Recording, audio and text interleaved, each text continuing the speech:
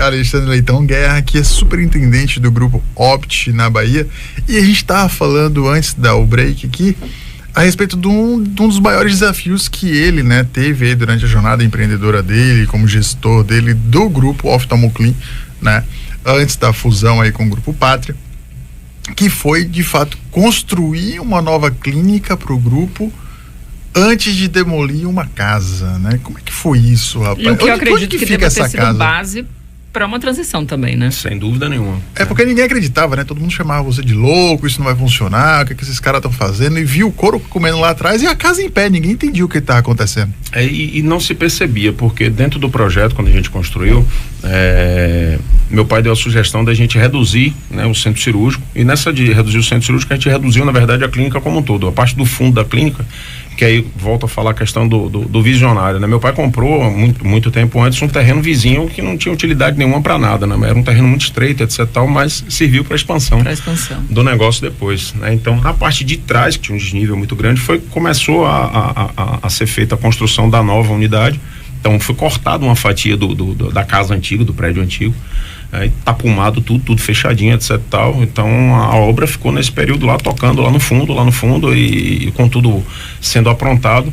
E lá para dezembro de 99 foi quando a obra em si ela já estava quase que concluída. E nesse período daí eu sentei na época com o engenheiro que tocava a obra, né, que acabou a família toda sendo grande amigo até hoje, né, Manolo Garcia Hans, uma figuraça. Então, na época, eu né, administrador de empresa, acabei me metendo muito na obra também, né? Então, eu já conhecia todo mundo que tocava a obra, encarregado, etc e tal, e ele disse: Alexandre, já precisa de 45 dias para derrubar a casa, né, para poder botar para funcionar. Eu fiz: olha, eu só tenho 15 dias, a gente não tem condição de fazer isso em 45 dias. Então ele fez: mas não consegue? Se você deixar, eu consigo, agora eu vou tocar a obra, não vai ser mais você. E nessa brincadeira a gente conseguiu em 15 dias, né? Me acidentei na obra até e tudo, tem uma história bacana com isso aí, minha esposa conta melhor do que ninguém. Mas a gente conseguiu em 15 dias derrubar uma casa e nascer do nada uma estrutura que já estava pronta atrás, né? Então foi uma coisa até assustadora para as pessoas que passavam no bairro, porque ninguém tinha noção de que realmente era aquilo. Então, assim, do dia para a noite você tira uma casa colonial, tá? E surge um prédio completamente novo, pastelhado, etc tal.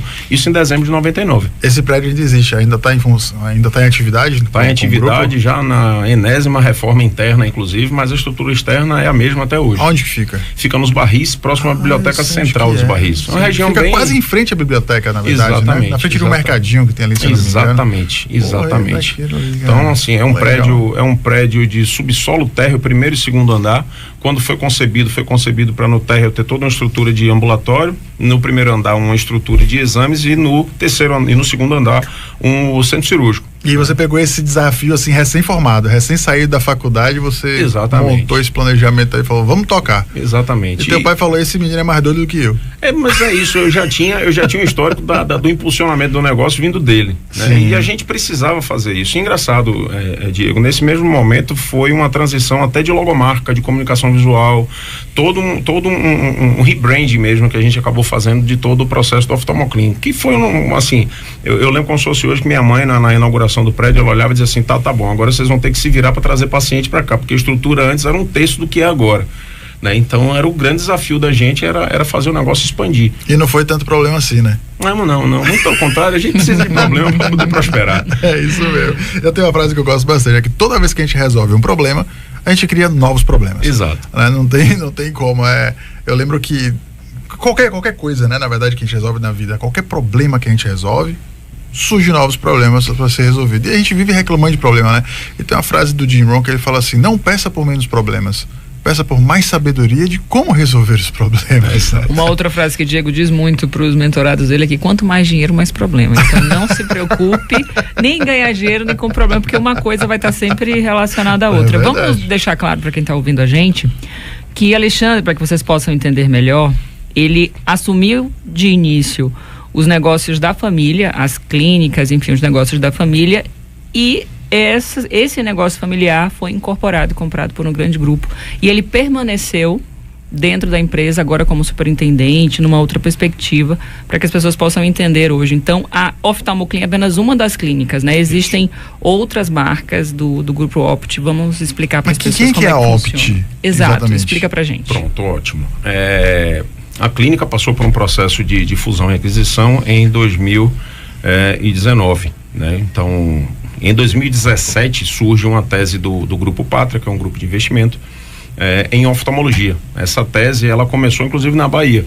Ela começou com o Instituto de Olhos Freitas, que era do Dr. Marcelo Freitas, tá? Em 2016 para 2017, tá? E aí na sequência veio depois a aquisição do DEORC, que é a clínica da família do Dr. Rui Cunha.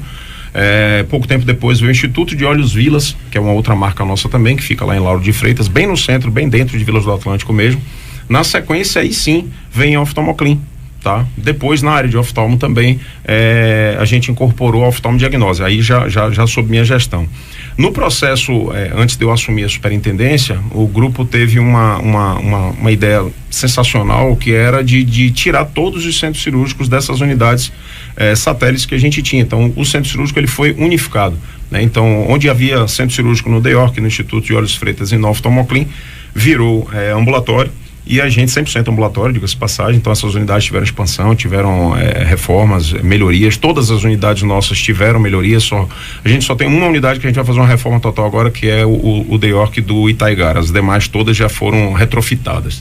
E a gente criou, no finalzinho de 2019, o início da operação foi realmente em 2020, o HO Brasil. É um hospital de olhos 100% de oftalmologia, inclusive fica ali entre a Tokstok e a Porsche, né, ali naquela circunvizinhança da Tancredo Neves. Então é um hospital extremamente robusto, com toda a tecnologia, é um hospital que faz cirurgia refrativa, todas as cirurgias oftalmológicas, especialmente catarata, retina, cirurgias de pálpebra, principalmente plástica palpebral. A gente faz diversos procedimentos lá. A blefaro, né, que chama, exatamente, né? Blefaroplastia. Superior e inferior. Então, é um hospital montado para oftalmologia. Hoje são 9 salas cirúrgicas. É um hospital de especialidade única, com uma expertise, e eu posso dizer, e falo isso com orgulho, acho que é o melhor hospital de oftalmologia do grupo, inclusive no Brasil. O Grupo Opt, ele foi criado, né, como um grupo estritamente de oftalmologia, tá? Então a gente funciona como grupo na Bahia, no Distrito Federal, né, que foi a segunda, junto ali com a Bahia foi onde nasceu a Opt de fato. São Paulo, Rio de Janeiro, Santa Catarina, Pernambuco, Pará e Alagoas. Massa. Segura um pouquinho mais aí que eu quero saber mais sobre o Grupo Opt. A gente vai chamar o repórter na CBN, daqui a pouquinho a gente volta. Este é o Lead Futuro Bahia na CBN Salvador, hoje recebendo Alexandre Leitão Guerra, que é superintendente do Grupo Opt na Bahia, antes do repórter CBN.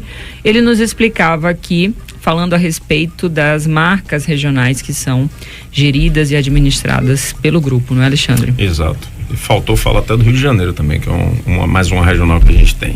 Então não é só Bahia, né? Não, são diversos estados, espalhados em várias cidades, inclusive nesses estados, mais de uma unidade em todos eles, inclusive, tá? Além e aí o grupo surge como oftalmologia, né? Puramente oftalmologia, tá? E depois surge aí a tese da gente expandir para multiespecialidade, né? Daí vem o nome, né? H+, Saúde, que é o guarda-chuva nosso de multiespecialidade, que aqui na Bahia tem a Otorrino Center, tá? Então, aqui na Bahia, né, a pergunta que Diego gosta de fazer, qual problema você resolve? Então, eu ajudo a resolver problemas aqui nos olhos, nos ouvidos, laringe, garganta, etc. Cara. Então, e a gente tem um hospital de multiespecialidade aqui, né, que hoje chama-se Hospital H+, Saúde. Então esse Hospital H+, ele fica também no mesmo prédio onde funciona o Otorrino Center, né, o edifício Luiz Pasteur, ali no Itaigara. E em São Paulo a gente tem serviço de urologia e de ortopedia. Então o grupo acabou se expandindo para além de oftalmo, para essas outras 3 especialidades. Porque é grande, né? Você pegou, como foi para vocês, sair de uma empresa local, né, familiar, e assumir um grupo que saiu comprando todo mundo com um posicionamento, chega a ser internacional? Ainda não, mas é a maior da América Latina, está entre as maiores empresas da América Latina. Como é que foi para você, assim, como profissional, como pessoa, né, como gestor, pegar esse desafio, fazer essa transição? Foi Foi um processo, foi o segundo maior desafio, né? Já que você falou ali de desafio, então acho que foi o meu segundo maior desafio, mas veio a calhar com algumas coisas que vinham acontecendo concomitantemente, né? Então, quando a gente fez a venda da empresa, né, em 2019, eu fiquei muito apreensivo, obviamente, sou administrador de empresa, não sou médico, então se continuaria no grupo, no negócio ou não ainda, então comecei a estudar outras possibilidades de vida, né? Então, trabalhei com imóveis, inclusive, durante um tempo, né? Montei uma imobiliária e tudo durante esse período. Até o momento em que eu me vi e disse, não, de fato eu acho que eu preciso focar no que para mim mais me importa. A vida inteira eu trabalhei com essa área de gestão e vamos colocar à prova, tentar correr para estar pronto para quando aparecer alguma movimentação dentro do grupo que eu de repente seja notado. Então, no primeiro momento, eu acabei sendo afastado do Oftalmoclin e assumi o HO Brasil, né? No início, logo da operação do HO Brasil, isso aí durante 3 meses mais ou menos, quando surgiu a vaga de superintendente para cá, para Bahia, tá? E de fato, meu nome foi notado pelos sócios, inclusive, né? Principalmente aí pro Dr. Marcelo Freitas, que foi quem aí no final das contas comprou o processo junto aqui com a gente, né? E aí na época, a gente juntou uma equipe, né? Então, nessa ocasião inicial em 2020, 5 de março, e é bom falar das datas porque a gente vai lembrar aí que logo depois vem a pandemia, né? Então, sim, em 5 de março eu assumi essa operação junto lá com o Dr. Marcelo Freitas, com o Dr. Rogério Fassoni, que hoje se transformou num grande amigo, né? E Yuri Cordeiro, né? Que já era uma pessoa amiga antes e que assim continuou. Então a gente assumiu a operação daqui da Bahia. 2 semanas depois começa lockdown e etc e tal. Então eu vou aceitar o desafio, vou pegar o segundo desafio da minha vida, vou me preparar para isso e vai ser tudo lindo. Aí vem o terceiro maior desafio da humanidade, que é a pandemia. Pois é. Aí o terceiro maior desafio. E eu vou lhe falar, eu acho que a pandemia foi uma coisa que deva ter favorecido inclusive meu processo, porque tudo acabou ficando mais lento, né? Então eu me senti obrigado a correr enquanto todo mundo estava andando, né? Então eu precisei me preparar mais, eu precisei estudar mais, eu precisei cobrir os gaps que eu tinha aí profissionais, né? Até porque, né, do dia para a noite eu acabei administrando 12 vezes a receita que eu administrava antes. Exatamente. Era essa a magnitude. Exatamente. Né? Então, e para um fundo de investimento que obviamente tem todas as suas metas e métricas que a gente precisa trazer junto, né? E assim, é um grupo realmente que preza pela excelência, que preza pelo crescimento, tá? Na área de oftalmologia a gente precisa muito de tecnologia, a gente precisa muito de que as coisas se tornem viáveis para a gente continuar crescendo e prosperando, né? O mercado de saúde é um mercado realmente desafiador. De um lado a gente tem aí os prestadores de serviços, do outro lado a gente tem as operadoras de plano de saúde, que são o modelo de financiamento que a gente tem, e a indústria por si só também, que por mais que traga, né, muita tecnologia bacana, muito tratamento bacana, mas tem um preço aí a ser pago, né, por isso. Eu vejo você falando muito sobre a questão de tecnologia. Investir em tecnologia, meu pai sempre investiu em maquinário, em equipamento, em tecnologia, e agora também no Grupo Opt, tecnologia. Quais são as inovações que vocês têm procurado trazer lá dentro dessa parte de atendimento ao cliente, dentro dessa parte de também clínica, né, cirúrgica? Quais são as inovações que vocês têm trazido?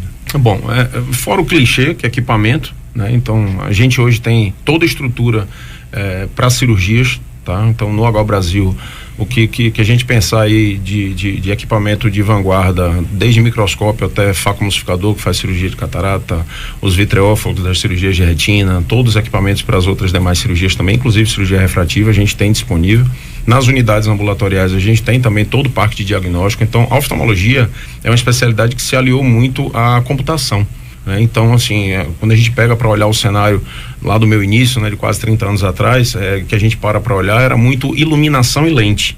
Depois, com o tempo, a gente ficou aí com a captura dessas imagens trazida para algum computador, e esse computador traz as imagens aí ou tratadas ou mais bem dimensionadas para que o médico faça a avaliação, né? Então modificou muito e a coisa se envolveu muito com tecnologia nesse ponto em específico, e tiveram ondas nesse processo, né? Se a gente for falar da oftalmologia quase que 20, 30 anos atrás, pouco se falava em retina, por exemplo, né? Então aí você vem aí coisa de 20 anos atrás, fala muito da evolução da facoemulsificação, da catarata, né? Porque a cirurgia antes era feita com uma técnica, depois com a tecnologia modificou a técnica. Aí a gente fala depois da retina, que aconteceu esse mesmo movimento. Acho que a mais recente hoje, inclusive, é o glaucoma, né?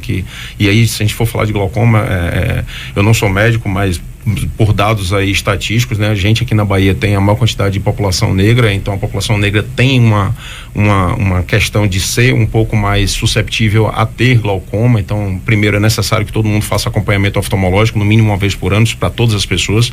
Quem tem glaucoma, em alguns casos, 3 meses, 6 meses, medir a pressão intraocular. E hoje o tratamento do glaucoma, eu acho que sim, é a especialidade que está em voga, tá? A gente tem vários outros dispositivos aí que estão sendo lançados no mercado para que a gente possa fazer controle da pressão intraocular e evitar a cegueira, porque a glaucoma, de fato... É uma doença que é degenerativa, não tem cura. Exato. Né? Mas fazendo o controle direitinho aí, usando a tecnologia. Exato. E falando em tecnologia, são especialidades, por exemplo, que podem ser viabilizadas, em alguns casos, via telemedicina. Está no plano de vocês, implantação de telemedicina? Está no plano da gente, tá? Durante o período da pandemia, a gente acabou fazendo implantação de telemedicina para a área de anestesia. A gente tem muita vontade de colocar para a parte de oftalmo também, principalmente para os médicos que são cirurgiões, para a gente ter um momento de entrevista com alguns médicos ou de simplesmente mostrar um pós-operatório, um pré-operatório, né? Então, do paciente não precisar se deslocar para fazer essa apresentação de retorno dos exames. Exato. Qual foi a grande diferença, assim, estruturalmente? Porque não foi somente um rebranding, você passou de repente a administrar praticamente a mesma equipe, talvez um pouco maior, mas qual foi a grande diferença sua, operacionalmente falando, assim, em relação ao trabalho? O que você sentiu, assim? Não era mais a empresa da família, né? Você sai completamente do conforto de algo que você já faz durante 25 anos, né? E repetidamente, para assumir um time muito maior, quase que 6 vezes maior, inclusive, do que o time que eu tinha, né? Então, e falo com muito orgulho, eu acredito que eu tenho, entre as regionais todas, ainda bem que eu estou na Bahia, eu posso falar isso, né? Eu acho que eu tenho o melhor time de todas as outras regionais, tá? E que não cause ciúme a quem ouça de fora, mas de fato a gente conseguiu construir juntos, né? Com todas as lideranças nossas, tanto de back-office, minha gerente de unidade, meu gerente de unidade, então a gente conseguiu construir uma atmosfera muito bacana. Hoje a gente tem uma cultura muito forte aqui na Bahia, dentro da empresa, onde posso dizer que todos estão realmente muito engajados com o processo, se ajudam muito, trocam bastante, tá? Então a gente tem uma estrutura muito bacana aqui de liderança na regional. Nesse processo dessa gestão, dessa liderança, o que é que você considera importante na gestão de pessoas, considerando que grandes empresas são feitas de grandes equipes, o que é que vocês fazem dentro da empresa para promover essa melhoria do clima e desenvolvimento das pessoas? Maiara, eu vou lhe falar, acho que foi a matéria dentro da administração que eu mais me debrucei desde o ano de 2020, foi justamente gestão de pessoas. Até porque era necessário, né, muita modificação dentro da empresa, etc. Mas principalmente por um quesito, e hoje de manhã eu estava conversando isso aí com o pessoal na Nacional até, que são o que algumas pessoas chamam de soft skills, outros chamam de people skills, outros simplesmente de valores humanos, assim, né? Então, a gente principalmente, né, e quando a gente fala de liderança, quando a gente fala de gestão de pessoas, o foco hoje ele não pode ser mais em habilidades que a gente aprende estudando, né, os hard skills, né? Não é o que está no currículo. Sim. É muito mais de como a gente cuida das pessoas, de como a gente trata com as pessoas, do que a gente constrói, né? Hoje de manhã eu estava fazendo uma apresentação pro pessoal que diz um negócio que eu acho muito bacana, que assim, o papel do líder é pensar na pessoa como um todo. Você vai transformar um profissional melhor e uma pessoa melhor em casa. Exato. Então, se você consegue, enquanto gestor, ter essa habilidade que é humana, né? Não é algo que você vai aprender numa matéria de escola, mas se você consegue desenvolver isso daí e principalmente gostar de fazer isso com as pessoas, você consegue construir um time muito bacana. E é uma coisa que tem que ser feita de cima para baixo, né? Eu gosto muito de dizer que a cabeça do dono é quem constrói a cultura organizacional da empresa. Se você começa a fazer esse trabalho de baixo para cima, você cria uma panela de pressão. Exato. Tem uma comparação que eu acho sensacional quando a gente fala de cultura e quando a gente fala desses valores, Diego, que é cascata de chocolate. Né? Se você constrói uma cascata de chocolate e você colocar o dedo lá no início e provar o chocolate, ele vai ter o mesmo gosto do chocolate cá embaixo. Então precisa ser de cima para baixo. Precisa ser de cima para baixo, para ele ter o mesmo sabor de cima a baixo, para ele ter o alinhamento perfeito ali da cultura, do que é que a gente aceita, do que a gente não aceita, quais são os nossos princípios, quais são os nossos valores, o que é que a gente abraça, o que é que a gente não abraça. E principalmente cultura é muito mais construído em cima do que a gente não permite né, do que a gente acha intragável ou do que a gente quer afastar, do que de fato do que a gente acaba repetindo, né? Isso é muito interessante porque influencia também na forma de contratação de equipe, né? Você acaba construindo uma equipe que está alinhada com de fato os valores da empresa. Eu gosto muito de falar assim, as dores de cabeça de um gestor é o fato de não saber como recrutar. Sim. E a gente paga caro por isso no fim do dia, né? Então, empresa que consegue construir uma cultura forte, ela cria o tal do fit cultural e quem vem de fora ou adequa-se ou simplesmente não consegue. Falando nisso, eu já fiquei curioso para saber quais são as marcas que compõem aí o Grupo Opt, né? Quais são as empresas que foram absorvidas pelo Grupo Opt, mas enquanto você vai desenvolvendo a resposta, eu vou chamar o trânsito ao vivo e daqui a pouquinho a gente volta. Trânsito. Gente, que o Açaí Atacadista é para quem tem mania de economia e só pensa em preço baixo é fato. No atacado ou no varejo você enche o carrinho e economiza muito. Aproveite! A Estrada do Coco em Lauro de Freitas segue com pista livre para o motorista que está indo para o litoral norte e também para você que vem para Salvador. Os únicos pontos de parada são nas sinaleiras e depois você segue com trânsito sossegado. Na Cidade Baixa, a movimentação um pouco mais intensa perto da Feira de São Joaquim, tanto na Jequitaia quanto na Avenida Engenheiro Oscar Pontes. Mesmo assim, o motorista não perde tempo para chegar à calçada ou para seguir em direção à Avenida da França e Comércio. Gente, que o Açaí Atacadista é para quem tem mania de economia e só pensa em preço baixo é fato. No atacado ou no varejo você enche o carrinho e economiza muito. Aproveite. Lucas Barbosa para a CBN Salvador. Lide Futuro Bahia.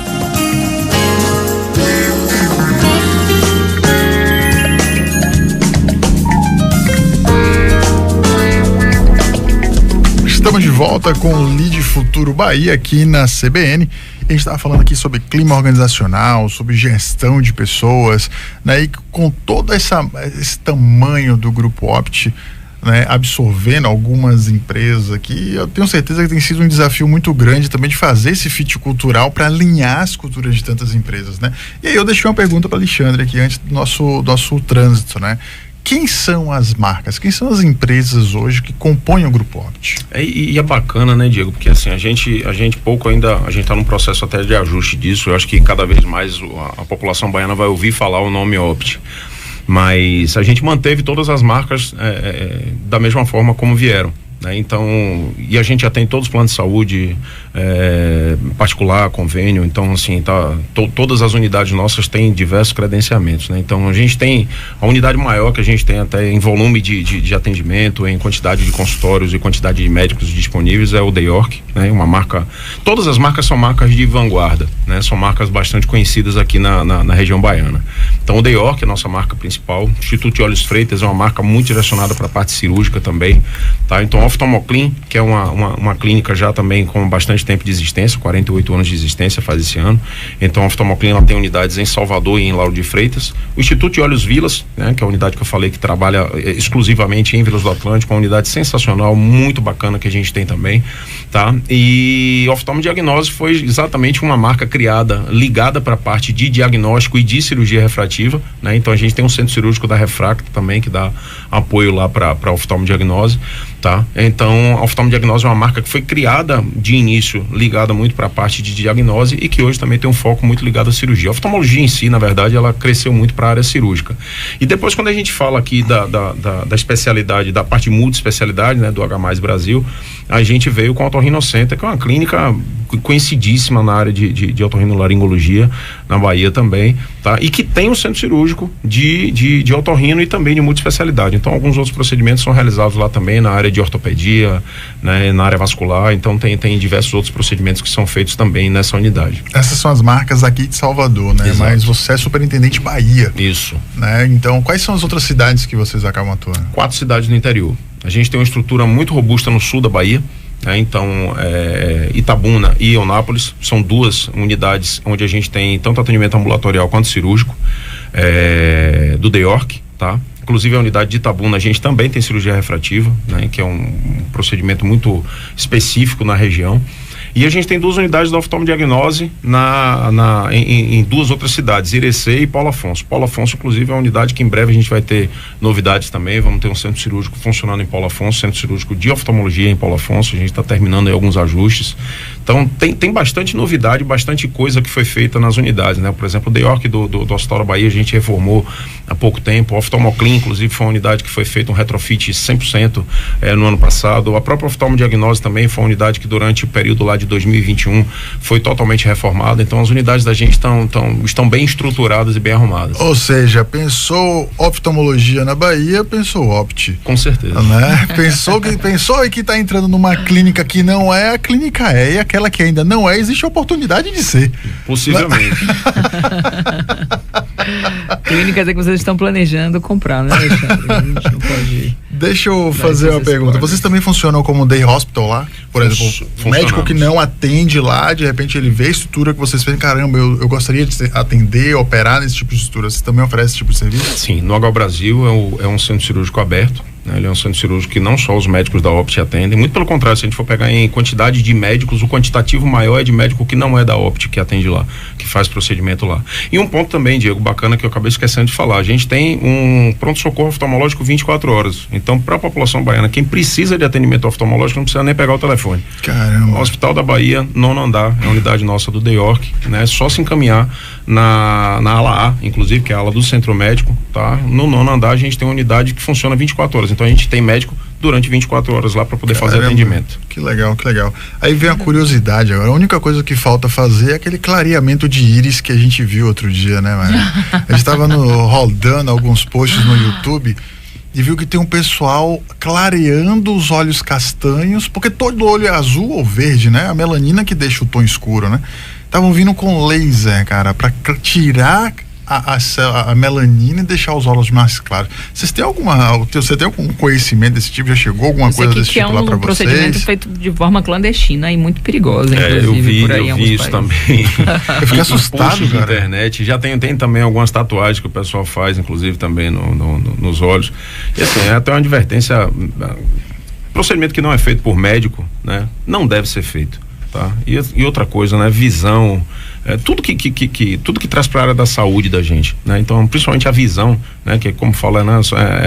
São as janelas da alma, né? Então a gente precisa, na verdade, da visão e dos nossos sentidos, a gente precisa tomar muito cuidado com isso, né? Então, às vezes a gente faz um procedimento estético, se expõe a algo, como a Era falou, que é off-label, alguma coisa que não é validada, a vigilância sanitária não liberou. Então é importante que vocês olhem, inclusive, se os equipamentos eles têm liberação da vigilância sanitária para serem vendidos no Brasil, e se o procedimento é validado pela Sociedade Médica da especialidade específica. No caso, para oftalmologia, seria a Sociedade Baiana e Brasileira de Oftalmologia para validar um procedimento desse. Então é arriscar demais para perder a visão de repente. Que entrevista sensacional. Riquíssima. Verdade. Ele acaba sendo um pouco médico também, né, Alexandre? Nem de longe médico, mas ser um pouquinho de mas de muita coisa você entende aí. E pra vocês terem ideia, né, do nível de profissional que a gente está entrevistando hoje, eu acredito que hoje a gente bateu o recorde de pessoas assistindo o programa no YouTube aqui no Lead Futuro na Bahia, né, porque toda a equipe dele tá assistindo a entrevista dele, cara. Tá aqui a Carolina Soares falando, super profissional, sabe muito, a Ivana, né, um ser humano incrível, tenho profunda admiração por Alexandre, meu eterno chefe como gestor e como pessoa, né? A Nádia Habib aqui, um ser humano e profissional incrível, e todo mundo batendo palminha, né? Tá aqui a Janaína, a Andréa, a Cristine, a Vanessa, a Rafaela Sabaga, aqui esse cara é fera, a Sil Vilas, a Rafaela Hasselman, SKZ Engenharia pode ser conhecido, ou pode ser até alguém lá do LEAD também. Então tem muito, o Márcio Davi Arquitetura, que já esteve aqui com a gente também no programa Lead Futuro. Isso mostra aí o nível do profissional que está aqui com a gente hoje. Alexandre, meu amigo, muitíssimo obrigado. Eu que lhe agradeço, Diego, agradeço você e a Mayara pelo convite, tá? É bacana falar de uma coisa que a gente é meio que predestinado a trabalhar e a viver, né? Então eu respiro isso a minha vida inteira, então para mim é um prazer enorme estar falando sobre gestão hospitalar aqui com vocês. Se a gente tivesse mais tempo, e ele falou, a gente está predestinado a fazer, eu ia perguntar sobre propósito, né? Qual é seu propósito como gestor? Ainda temos 2 minutos, dá tempo para responder, viu, Alexandre? Mas ele diz assim, qual é o teu propósito desse grupo? Ou quais são os próximos projetos? O que é que você vê, assim, o que é que você tem de visão, assim, do grupo, da equipe? Bom, eu posso te dizer que como grupo, né, a gente ainda tem como grupo nacionalmente muita intenção de crescer e de prosperar. Como Bahia, eu posso dizer que meu projeto, que está dentro da minha cabeça careca aqui, né, não está nem na metade, tá? Eu ainda tenho muita coisa que eu gostaria de fazer aqui, vou fazer, tá? Especialmente esse ano, inclusive, que vai deixar todo mundo muito orgulhoso e chegar realmente aí no nível em que meu time merece que a gente esteja. E para 2024, assim, o que você pode dizer, assim, que está vindo por aí? Bom, a gente vai ter uma nova unidade no Itaigara, tá? Isso daí eu posso dizer que vai vir durante esse ano ainda, tá? Tá em vias da gente iniciar uma obra e devolver essa unidade do Itaigara o protagonismo que ela sempre teve. Os médicos, principalmente, merecem isso daí. Correta. Maiara? É isso aí, Alexandre, muito obrigada pela experiência, pelo bate-papo, por compartilhar, na verdade, a sua experiência com a gente. Para conhecer mais a respeito do Grupo Opt, tem alguma rede social, site, onde as pessoas possam entrar? Tem sim, a gente tem canais em mídias sociais diversas, né? Recomendaria até mais o Instagram de cada uma das marcas, né? Então, Oftalmoclin, Oftalmodiagnose, The York, Instituto de Olhos Freitas, Instituto de Olhos Vilas, HO Brasil, Otorrinocente e H+ Brasil, tá? E quem tiver curiosidade, quiser conversar comigo também, tem meu Instagram, Alexandre Leitão Guerra, vocês vão achar lá também. Pode mandar mensagem, pode bater papo, que eu fico à disposição de vocês.